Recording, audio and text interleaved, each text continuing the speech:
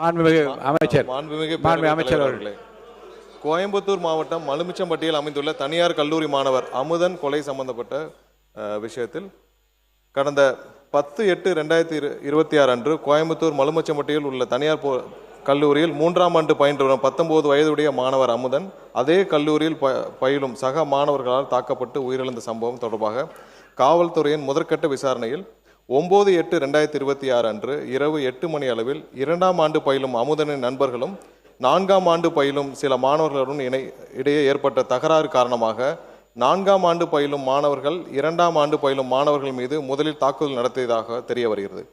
இதனால் ஏற்பட்ட முன்விரோதம் காரணமாக 10/8/2026 அன்று அதிகாலை 1:30 மணி அளவில் அமுதனும் அவரது நண்பர்களும் ஏற்கனவே தகராறில் ஈடுபட்ட 4ஆம் ஆண்டு பயிலும் மாணவர்களை மலுமிச்சம்பட்டியில் தங்கியிருந்த அறைக்கு சென்று தாக்கியுள்ளனர்.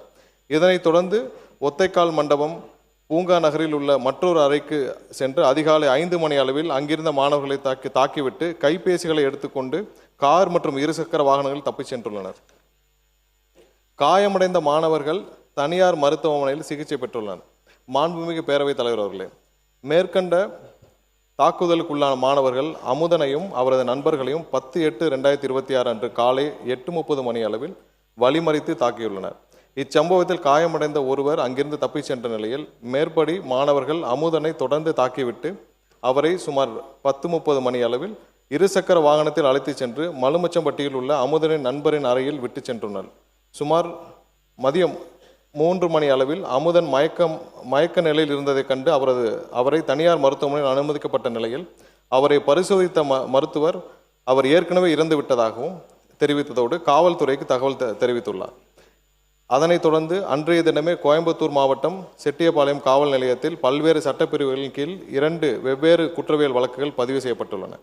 பின்னர் அமுதன் இறந்ததைத் தொடர்ந்து SC/ST அதாவது வன்கொடுமை தடுப்பு சட்டப்பிரிவு இவ்வழக்கில் சேர்க்கப்பட்டுள்ளது. பிரேத பரிசோதனைக்கு பிறகு 11/8/2026 அன்று சுமார் 5 மணி அளவில் அவரது உடல் பெற்றோரிடம் ஒப்படைக்கப்பட்டது. மாண்புமிகு பேரவைத் தலைவர் அவர்களே, மாணவர் அமுதன் கொலை செய்யப்பட்டது தொடர்பாக பதிவு செய்யப்பட்ட குற்றவியல் வழக்கு எண் 310/2026 கீழ் இதுவரை 14 பேர், நேற்று இரவு ஒருவர் கூடுதலாக இதுவரை 15 பேர் கைது செய்யப்பட்டு நீதிமன்ற காவலுக்கு அனுப்பப்பட்டுள்ளனர். மேலும் அமுதன் உள்ளிட்டோர் சக மாணவர்களை தாக்கியது தொடர்பாக பதிவு செய்யப்பட்ட குற்றவியல் வழக்கு எண் 309/2026 கீழ் 2 பேர் கைது செய்யப்பட்டுள்ளனர். காவல்துறையினரின் தீவிர விசாரணையின் அடிப்படையில் 9/8/2026 அன்று ஏற்பட்ட இரு குழுக்களுக்கிடையிலான பழிவாங்கும் நோக்கிலான தாக்குதலை அமுதனின் மரணத்திற்கு வழிவகுத்ததாக என்று தெரிய வந்துள்ளது. இவ்வழக்கு தொடர்பாக போதைப் பொருள் பயன்படுத்தியதாக புகாரிலோ காவல்துறையின் விசாரணையிலோ அறியப்படவில்லை. மேலும் பழிவாங்கும் சம்பவங்களை தடுக்க தேவையான தடுப்பு நடவடிக்கைகள் மேற்கொள்ளப்பட்டு நிலைமை தொடர்ந்து உன்னிப்பாக கண்காணிக்கப்பட்டு வருகிறது.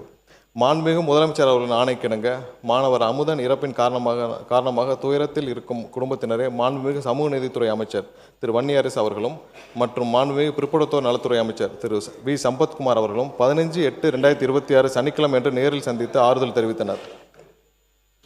மேலும் வன்கொடுமை தடுப்பு சட்டத்தின் கீழ் பாதிக்கப்பட்ட குடும்பத்தினருக்கு முதற்கட்டமாக ரூபாய் 6 லட்சம் அவரது குடும்பத்தினருக்கு வழங்க ஆணையிடப்பட்டுள்ளது.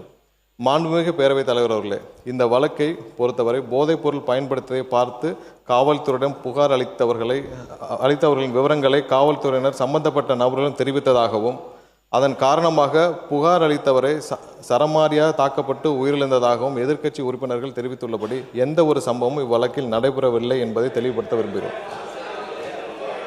மேலும் இவ்வழக்கு போதைப் பொருள் தொடர்பான வழக்கும் அல்ல, இது வேறு மாணவர் குழுக்களுக்கிடையே ஏற்பட்ட முன்னுரிதம் மற்றும் அதனைத் தொடர்ந்து மேற்கொள்ளப்பட்ட பழிவாங்கும் நோக்கிலான தாக்குதலின் காரணமாகவே இச்சம்பவம் நடைபெற்றுள்ளது.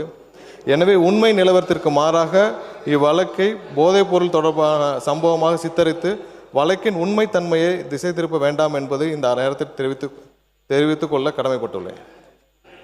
மாணவர் அமுதன் கொலை செய்யப்பட்ட சம்பவத்தை பொறுத்தவரையில் உண்மையை மறைக்க வேண்டிய அவசியம் காவல்துறைக்கோ அரசுக்கோ இல்லை.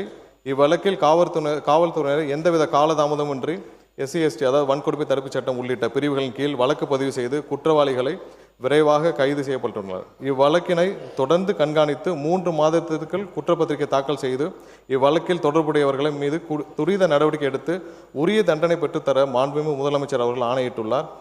நமது அரசு என்றென்றும் சட்டம் ஒழுங்கு பேணி காப்பதிலும் எந்தவித சமரசமும் இல்லாமல் துரித நடவடிக்கை எடுத்து வருகிறது. மேலும் பாதிக்கப்பட்ட குடும்பத்தினரும் துணை நிற்கும் என்பதில்